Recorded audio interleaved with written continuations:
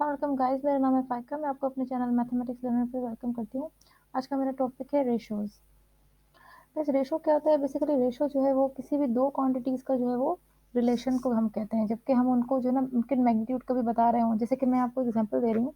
यहाँ पे मैंने एक एग्जांपल दी है कि अगर दो अलग-अलग किस्म की टॉफ़ीज़ हैं और अगर एक के प्राइस है 2 और एक की प्राइस है 3, तो हम क्या कहेंगे कि उनका रेशो क्या है? 2:3। अब ये इसी रेशो से जो है ना अगर ये जो पहले किस्म की ये जो यानी ₹2 वाली जो टॉफ़ीज़ हैं, अगर आप ये 100 ले लें और ₹3 वाली टॉफ़ीज़ भी 100 ले लें, तभी भी ये रेशो जो है ना ये हमेशा कायम रहेगा। तो ये क्या है, ये उनके अमाउंट का, उनके पैसों का जो है ना वो रिलेशन है। और ये रिलेशन जो है ना वो इस तरीके से पढ़ा जाता है, ratio of A is to B. अगर ये ए रेशो लिखा हुआ है तो हम क्या कहेंगे, ratio of A is to B. ठीक है? तो यहाँ पे तो अभी हमने सिर्फ़ 2 चीज़ों के बारे में बताया आपको रिलेशन, लेकिन यही रिलेशन हम 3 चीज़ों का भी कर सकते हैं। जैसे कि ये देख लीजिए, 3:5:4 या A:B:C। तो हम बहुत सारी चीज़ों को एक साथ भी कंपैरिज़न कर सकते हैं। जैसे कि देखिए, यहाँ पे मैंने एग्ज़ाम्पल दी है, तो उनको क्या होना चाहिए कि उनकी 2 चीज़ें एक जैसी किस्म की होनी चाहिए, तभी हम उनको कंपेयर कर सकते हैं। जैसे कि मैं आपको आगे एग्ज़ाम्पल दूँगी ताकि आपको समझ में आ जाए। यानी कि जैसे अगर मैं डिस्टेंस की बात कर रही हूँ, तो अगर ऐसा हो कि एक हमारा जो यूनिट है वो मीटर में हो और एक यूनिट किलोमीटर में हो, तो उनको आपस में कंपेयर कभी भी नहीं कर सकते, क्योंकि इसके लिए ज़रूरी है हमें एक को, या तो दोनों को हमें मीटर में कन्वर्जन करनी पड़ेगी या दोनों को ही किलोमीटर में कन्वर्जन करनी पड़ेगी। तो ऐसा नहीं हो सकता कि एक मीटर हो और एक किलोमीटर हो और आप उन दोनों को कंपेयर कर रहे हो, तो ऐसा गलत हो जाएगा। सिमिलरली गाइस, ये देख लीजिए, ये जो है ना एक रेड बॉल है और 2 ग्रीन बॉल हैं। तो हम क्या कहेंगे कि इन 3 बॉल्स में से 1/3 जो है, यानी 1/3 जो है हिस्सा वो ग्रीन है, सॉरी रेड है, और 2/3 जो है वो ग्रीन है। ठीक है? तो ये जो है ना रेशो इस तरीके से शो कर रहे हैं हम इन दोनों क्वांटिटीज़ की। इन दोनों जो चीज़ें हैं, यानी क्वांटिटीज़, इनका मैग्नीट्यूड शो कर रहे हैं, उनका रिलेशन शो कर रहे हैं कि टोटल में से इनका कितना-कितना हिस्सा है। गाइस, ये देख लीजिए, अब टोटल हमारे पास 5 ट्रायंगल्स हैं, तो हम कहेंगे रेशो जो है ना ट्रायंगल और स्क्वायर का कितना है, 3:2 है। यानी कि जो जो 3 ट्रायंगल्स हैं और 2 स्क्वायर्स हैं, इसीलिए इनका रिलेशन क्या हो गया, 3:2। तो अब ये देख लीजिए, इफ आरिफ हैज़ ₹9, अगर आरिफ के पास ₹9 हैं और सलीम के पास ₹20 हैं, तो उनके पैसों का जो है वो यूनिट क्या होगा, सॉरी रेशो क्या होगा, 9:20। एक और बात वो ये कि गाइस, इसमें कोई भी यूनिट जो है वो नहीं होता, रेशो का कोई भी यूनिट नहीं होता, क्योंकि मैंने आपसे कहा कि हम हमेशा सिमिलर चीज़ों का जो है वो कंपैरिज़न करते हैं, सिमिलर चीज़ों का जो है रिलेशन लेते हैं, तो इसीलिए वो यूनिट आपस में कैंसल हो जाते हैं। ये देख लीजिए, डिवीज़न में अगर यहाँ पे फ़र्ज़ करें ये होता ₹3 और ये होता ₹2, तो रुपीज़ और रुपीज़ कैंसल हो जाता और आखिर में सिर्फ 3/2 बच जाता, यानी 3:2। तो इसीलिए ये बात याद रखिएगा कि रेशो का कभी भी कोई भी यूनिट नहीं होता। ये देख लीजिए गाइस, मैंने यहाँ पे शो किया हुआ है, ये जो है इक्विवेलेंट रेशो भी हम कहते हैं। ये देखिए 2:1 है, यानी कि अब ये जो है ना 2 स्टार हैं और 1 हार्ट है। अब ये इसी रेशो से जब भी इनकी इंक्रीमेंट होगी, ये हमेशा इसी इसी रेशो से होगा। देख लीजिए, अगर ये बढ़ गया है तो ये 2 स्टार बढ़ गए, अब 4 हो गए, ये 1 हार्ट था, अब ये 2 हो गए। लेकिन इनका जो फाइनल रेशो है वो देख लीजिए, वो हमेशा सेम ही रहा, वही 4:2 भी 2:1 ही होता है।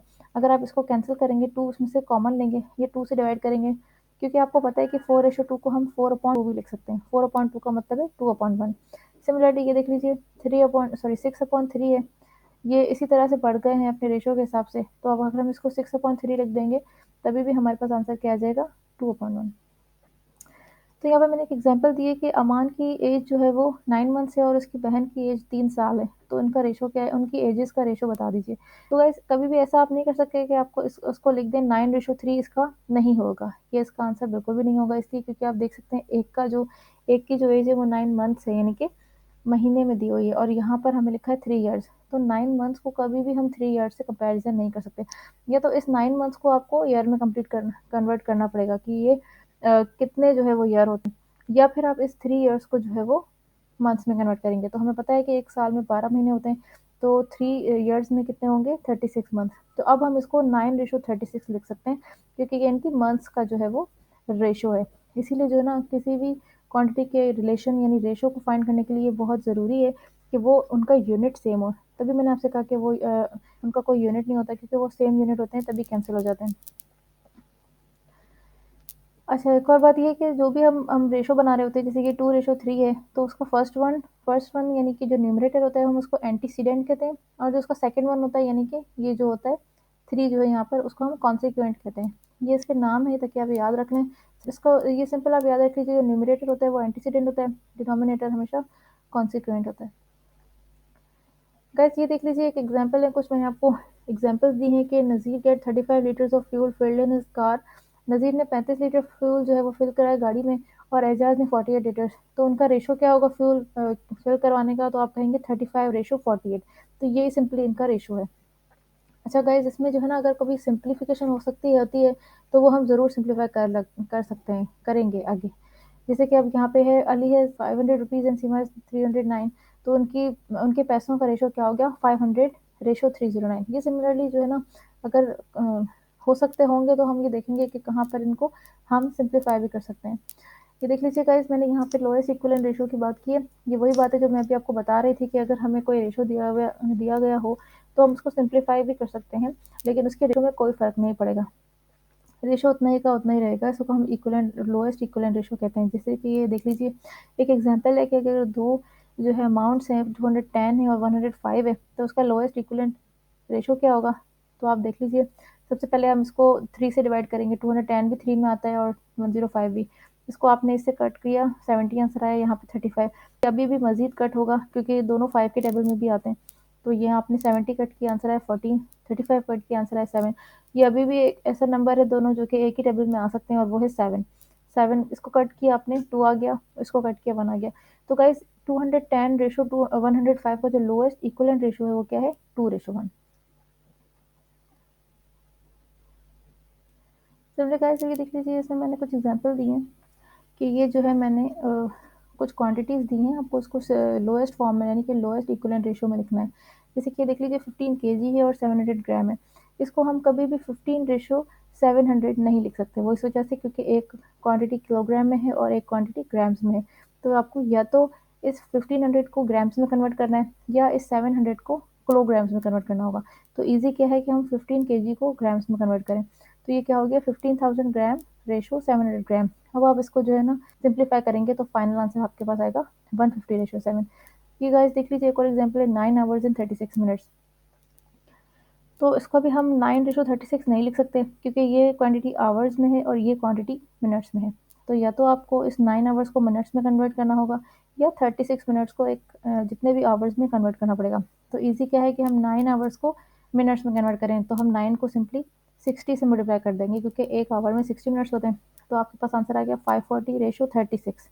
तो इसको आप सिंप्लीफाई करेंगे तो आपके पास फाइनल आंसर क्या आएगा, 15:1।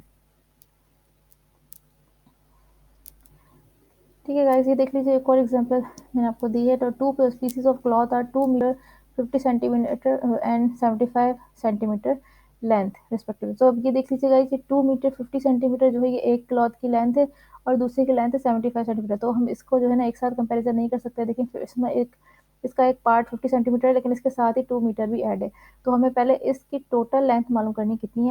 तो हर मीटर में 100 सेंटीमीटर होते हैं, तो हम 2 मल्टीप्लाई बाय 100 करेंगे, यानी कि ये 2 मीटर का आंसर आ गया, और इसमें प्लस 50 कर देंगे तो क्या आंसर आया, 250 सेंटीमीटर।